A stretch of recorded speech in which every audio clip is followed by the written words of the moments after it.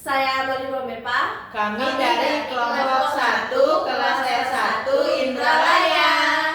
Nah, di sini kami akan membahas mengenai evaluasi keuangan negara dan daerah. Pengelolaan keuangan negara dan daerah di Indonesia merupakan fondasi krusial dalam penyelenggaraan pemerintah yang demokratis dan akuntabel. Dengan diberlakukannya otonomi daerah dan desentralisasi fiskal, kewenangan serta tanggung jawab pengelolaan keuangan daerah semakin meluas. Penelitian menunjukkan bahwa masih terdapat kesenjangan antar anggaran dan realisasi, serta ketergantungan pada transfer pemerintah pusat. Nugraheni dan Hidayat 2015. Evaluasi kinerja keuangan daerah melalui analisis rasio keuangan banyak diterapkan. Penelitian menemukan bahwa rasio kemandirian dan efektivitas keuangan daerah menunjukkan kinerja yang cukup, namun belum sepenuhnya optimal. Irmawati et al. 2023. APBD merupakan instrumen utama dalam alokasi sumber daya publik untuk pembangunan daerah.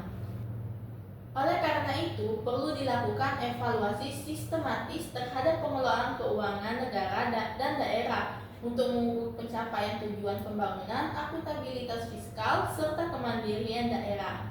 Baiklah, masuk ke pembahasan tentang definisi evaluasi keuangan. Evaluasi keuangan merupakan proses penilaian yang sistematis terhadap bagaimana anggaran direncanakan, dilaksanakan, dan dipertanggungjawabkan oleh pemerintah. Menurut Amtiran 2020, evaluasi keuangan berfungsi sebagai mekanisme kontrol untuk menilai apakah penggunaan anggaran telah sesuai dengan regulasi dan tujuan pembangunan. Pada pemerintah pusat, evaluasi diarahkan pada penerimaan negara, belanja pusat, dan pengelolaan fiskal nasional. Sedangkan pada pemerintah daerah untuk menilai kualitas perencanaan APBD, realisasi keuangan, dan kemandirian fiskal dalam Nugraheni dan Hidayat 2015. Adapun evaluasi keuangan negara menurut Anggoro dan Sugihati, yaitu keuangan negara adalah semua hak dan kewajiban negara yang dapat dinilai dengan uang. Keuangan negara meliputi hak negara untuk memungut pajak, mengeluarkan dan mengedarkan uang, dan juga melakukan pinjaman. Konsep evaluasi keuangan negara menurut Wibawa dalam Rashmat et al. 2021 terdiri dari eksplanasi dan kepatuhan serta audit dan akunting. Nah, yang pertama eksplanasi, yaitu pemeriksaan jarak jauh memberikan manfaat bagi pemeriksa BPK RI dan entitas yang diperiksa. Yang kedua itu kepatuhan, yaitu pemeriksaan jarak jauh yang dilakukan sesuai dengan standar pemeriksaan keuangan negara atau SPKN tahun 2017. Dan yang ketiga itu audit, yaitu perencanaan, pelaksanaan, dan penyusunan laporan hasil pemeriksaan yang dilakukan tanpa adanya penyimpangan. Yang keempat itu akunting, yaitu pemeriksaan jarak jauh yang menghemat anggaran pemerintah. Menurut Suryantoro 2020, evaluasi keuangan negara dilakukan melalui aspek implementasi, manfaat, konteks, ekonomi efisiensi, dan efektivitas, kepatuhan dan pengendalian, serta akuntabilitas dan transparansi. Baiklah, selanjutnya itu mengenai evaluasi keuangan daerah. Penyusunan laporan keuangan pemerintah adalah salah satu wujud transparansi dan akuntabilitas keuangan negara. Analisis laporan keuangan digunakan untuk mengatasi kesenjangan informasi. Pratiwi 2017. Nah, menurut Priscila dan Hukum tahun 2023, evaluasi kinerja keuangan daerah dilakukan untuk memastikan bahwa keuangan daerah dikelola secara efektif, efisien, dan transparan. Indikator kinerja keuangan daerah antara lain ada pendapatan daerah, belanja daerah, investasi, utang daerah, dan juga kesehatan keuangan daerah. Evaluasi menggunakan analisis rasio keuangan, neraca, dan arus kas. Evaluasi kinerja keuangan daerah merupakan instrumen penting dalam mewujudkan tata kelola keuangan yang baik. Evaluasi keuangan daerah dilakukan melalui pemeriksaan laporan keuangan, audit BPK, dan analisis berbagai rasio keuangan. Aisyah et al. 2024. Hasil evaluasi menjadi landasan penyusunan kebijakan keuangan daerah pada periode anggaran berikutnya.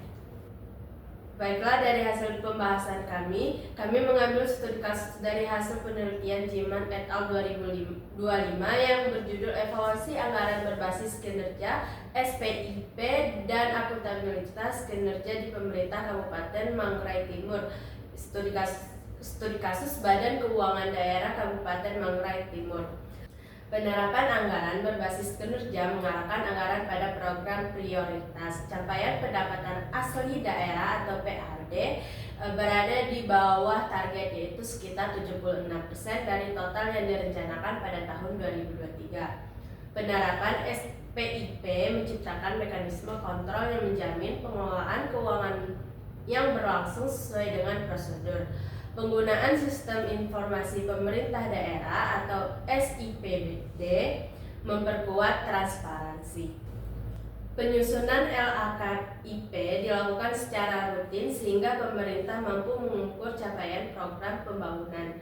Partisipasi publik juga diperkuat. Integrasi anggaran berbasis kinerja, SPIP, dan akuntabilitas memberikan dampak positif terhadap peningkatan tata kelola keuangan daerah.